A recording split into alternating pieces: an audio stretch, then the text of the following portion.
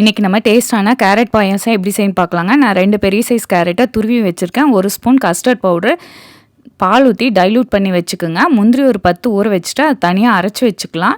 நான் 3/4 லிட்டர் பால் எடுத்து நல்லா காய்ச்சி வச்சுருக்கேங்க.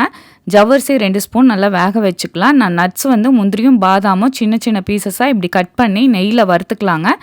அதுக்கப்புறம் நெய்யில் கேரட்டையும் நல்லா வறுத்து எடுத்துக்கலாம். இப்போ பாயில் பண்ண பாலில் நம்ம வேக வச்ச ஜவ்வரிசியை ஆட் பண்ணிக்கலாங்க. ஆட் பண்ணிவிட்டு நம்ம அரைச்சி வச்ச முந்திரியும் இதில் ஆட் பண்ணிக்கலாம். வறுத்து வச்ச கேரட்டையும் இதில் ஆட் பண்ணிக்கிங்க. இது ரொம்ப ரொம்ப டேஸ்ட்டாக இருக்குங்க. நான் 2 பெரிய சைஸ் கேரட்டுக்கு 1 கப்பு சர்க்கரை எடுத்துருக்கேங்க.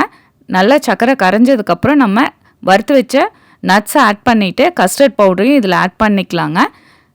ஃபைனலாக 4 ஏலக்காய் தட்டி ஆட் பண்ணிக்கிங்க. நல்லா க்ரீமியாக இருக்கணுங்க. இது தண்ணியாக இருந்தால் நல்லா இருக்காது. நீங்கள் சூடாகவும் சர்வ் பண்ணிக்கலாம், ஃப்ரிட்ஜில் வச்சு சர்வ் பண்ணிக்கலாம்.